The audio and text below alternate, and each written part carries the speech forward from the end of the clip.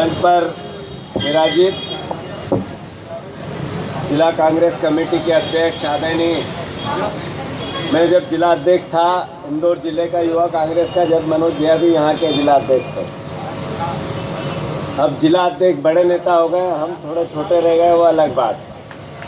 मनोज त्रिवेदी जी मंच पर विराजित, युवा कांग्रेस के प्रदेश अध्यक्ष आदरणीय कुणाल जी मंच पर विराजित, युवा कांग्रेस के प्रभारी केशव जी मंच पर विराजित, हमारे लोकसभा के अध्यक्ष आदरणीय शाश्वत, हमारे विधानसभा के अध्यक्ष आदित्य जी, हमारे परिवार के मेरे छोटे भाई दौलत भैया, सिद्धार्थ काका, हमारे सबसे बुजुर्ग चरणों में नमन करता हूँ और ख़ासकर आप सबके चरणों में नमन करता हूँ। हमारी माताएं बैठी है, हमारे बुजुर्ग बैठे हैं और युवा साथी भी बैठे हैं। अच्छा, एक बात बताओ कि अभी जोर से पानी आ जाए तो कितने लोग यहाँ खड़े रहेंगे और कितने पानी से बचने के लिए इधर उधर छुप जाएंगे? पक्का रहोगे? ये पुलिस खड़ी है पीछे से, अगर ये डंडे चलाने लग जाए तो कितने लोग यहाँ रुकोगे और इनका मुकाबला करोगे और कितने भाग जाओगे? मुकाबला करोगे? ये पीछे के नहीं बोल रहे हो, डर रहे हो क्या? साथियों, पुलिस तो डंडे मारती नहीं है और न मारेगी, क्योंकि वो भी हमारे परिवार के ही लोग हैं। सरकारी कर्मचारी और अधिकारी करते वो है जो सरकार उनको निर्देश देती है। भारतीय जनता पार्टी की सरकार, प्रदेश में जनता ने उनको चुना और राजनीति में जो जीता वो सिकंदर। उन्होंने अपनी सरकार बनाई, जनता की सेवा की और सेवा करने का शायद प्रयास कर रही है। पर लोकतंत्र में जिस प्रकार से कांग्रेस पार्टी को, युवा कांग्रेस को और आपको और हमको एक दायित्व दिया है, वो है इस सरकार पे निगाह रखने का, इस सरकार की कमियों को उजागर करने का, इस सरकार से गलतियां करे तो इसको दिखाने का, समझाने का, और फिर भी नहीं सुधरे तो इससे लड़ने का, मार खाने का और मारने का। इसके लिए तैयार हो आप सब? व्यापम घोटाला क्या है? व्यापम घोटाला एक ऐसी चीज है जिसमें 1,27,00,000 युवाओं के भविष्य को अंधकार में डाल दिया। मध्य प्रदेश के ईमानदार मुख्यमंत्री, मध्य प्रदेश के ईमान की प्रतिमूर्ति आदरणीय शिवराज सिंह चौहान के राज में उनके पीए ने उसकी बेटी का एडमिशन व्यापम घोटाले के माध्यम से कर दिया और इस ईमानदार मुख्यमंत्री को पता न चला। इस ईमानदार मुख्यमंत्री को जिस प्रकार से इसके जिले के मंत्री जो जेल में है आज, उसने 9 साल से घोटाला किया और इनको पता न चला। अरबों खरबों रुपए का व्यापक के माध्यम से भ्रष्टाचार हो गया और इनको पता न चला। कांग्रेस पार्टी का दायित्व है, धर्म है। कांग्रेस पार्टी को जनता ने काम दिया है कि इस व्यापम घोटाले को आम जन तक ले जाकर इस ईमानदार मुख्यमंत्री के पीछे एक बहुत बड़ा बेईमान मुख्यमंत्री है, इसके चेहरे को बताने का। मैं आप लोगों से अनुरोध करता हूं, उस परिवार के उस बेटे से, उस मां से, उस बाप से पूछो जिसने अपना पेट खाकर व्यापम के भ्रष्टाचारियों को पैसा दिया और बाद में जब व्यापम घोटाला उजागर हुआ तो उन्हीं बच्चों को, उन्हीं माताओं पिता को जेल में जाना पड़ा। ऐसे कई अधिकारी, ऐसे कई परिवार के किसान जन है, ऐसे कई मध्यम वर्गीय नौकरी पेशा वाले लोग हैं जिनके बेटे के साथ ऐसा उस परिवार के साथ हुआ है। युवा कांग्रेस को मैं बधाई देता हूँ, धन्यवाद देता हूँ। इस लड़ाई को लड़ने के लिए जिले जिले जा रही है, जिले जिले उसकी बात को रख रही है, उन युवाओं के परिवारों की चिंता को आप लोगों के बीच में लाकर रख रही है। मैं समझता हूँ इसमें आप सब पूरी ताकत से साथ में। मुख्यमंत्री जितना झूठ बोलते हैं, हॉस्पिटल की बात कही थी, हॉस्पिटल में तमाम घोषणाएं कर गए कि नहीं कर गए? आज डॉक्टर है हॉस्पिटल में। जिस प्रकार से हमारे पत्रकार बंधुओं को भी धन्यवाद देता हूं, वो इनके भ्रष्टाचार को, इनके करनी और कथनी के अंतर को समय समय पर मीडिया के माध्यम से भी आम जन तक ले जाते हैं, मैं धन्यवाद भी देता हूं। पर इनसे ज्यादा दायित्व हमारा है। हम इस बात को पूरी ताकत से रखें, पूरे ईमानदारी से रखें। नरेंद्र मोदी की बात भी इस अवसर पर मैं करना पसंद करूंगा।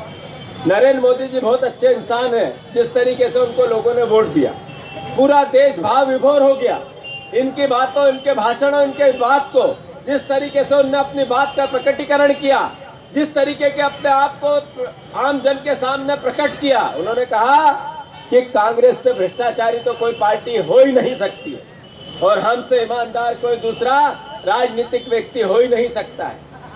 एक मुख्यमंत्री गुजरात के थे, उन्होंने पूरे देश ने उन पर भरोसा किया, पूरे देश ने उन पर विश्वास किया और उनसे इस बात की आशा रखी कि पाकिस्तान को सबक सिखा सकता है तो सिर्फ नरेंद्र मोदी सिखा सकते हैं, चाइना को दो हाथ कर सकते हैं तो सिर्फ नरेंद्र मोदी कर सकते हैं। बलात्कार इतने पूरे देश में हो रहा है, इस पे अगर कोई पाबंदी लगा सकता है तो सिर्फ नरेंद्र मोदी लगा सकता है।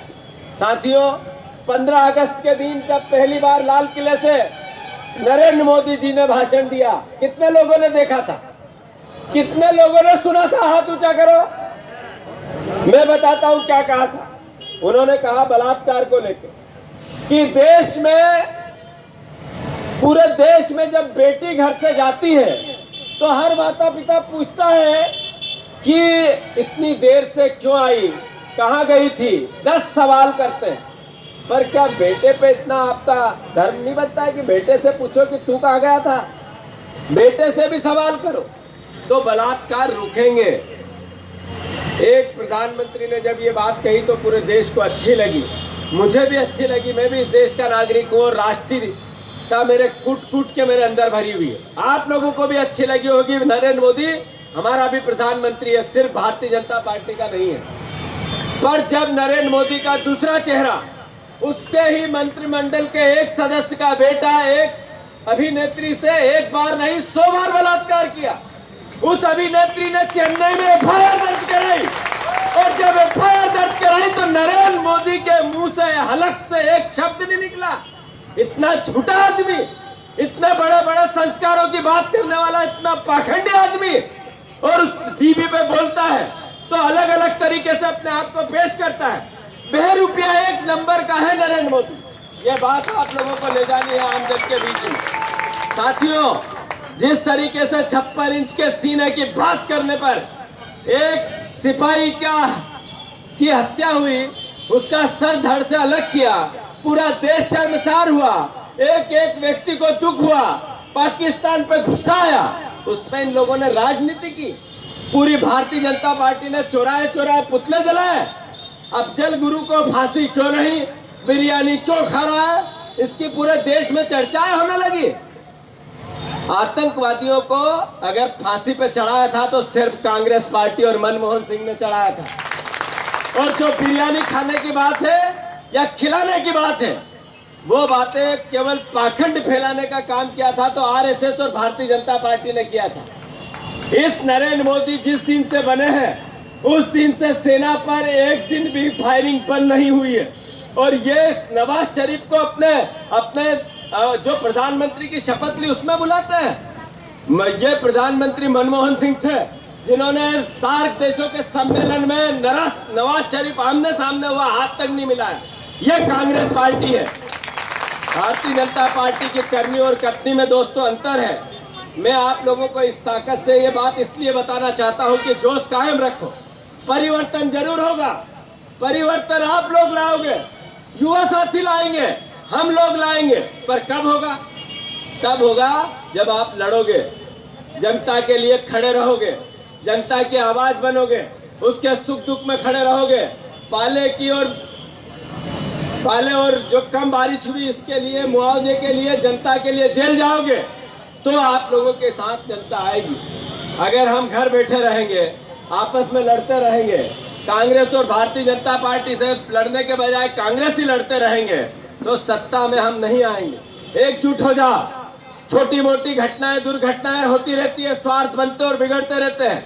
आज मैं विधायक हूं, कल नहीं रहूंगा, एक पद पे चला जाएगा, दूसरा नहीं रहेगा।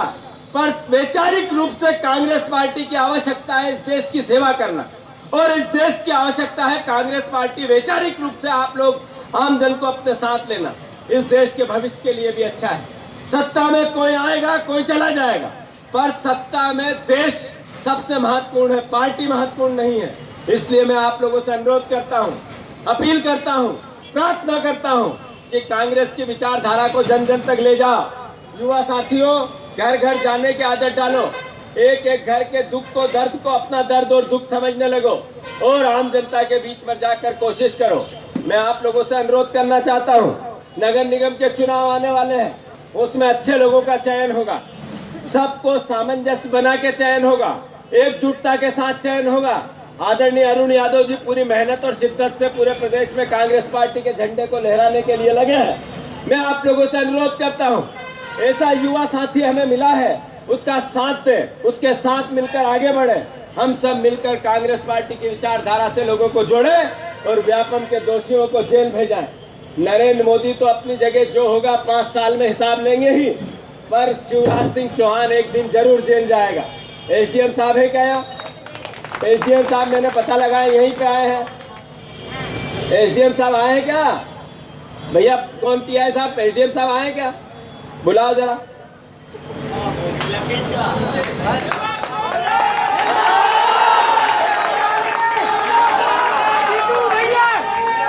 साथियों, मेरा अनुरोध एक और है आप लोगों से कि हम लोग संख्या से न डरे कभी।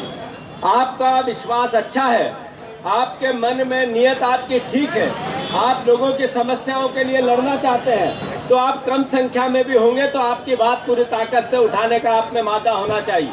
अगर आप लोग खराब नियत से ज्यादा भीड़ भी कर लोगे, झूठ बोलने के लिए ज्यादा जोर से भी बोल लोगे, तो सत्य की एक दिन जीत होती है और असत्य की हार होती है। तो मेरा अनुरोध है आप सब एकजुटता के साथ कांग्रेस। अरे एसडीएम साहब आ रहे हैं क्या?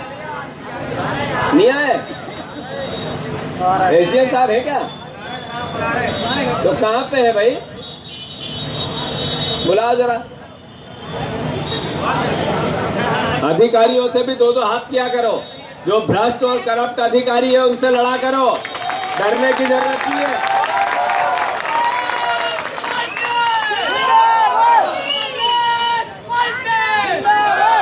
एसडीएम साहब का तो मुझे किसी ने कहा कि इतने भ्रष्ट नहीं है जितने लोग समझते हैं।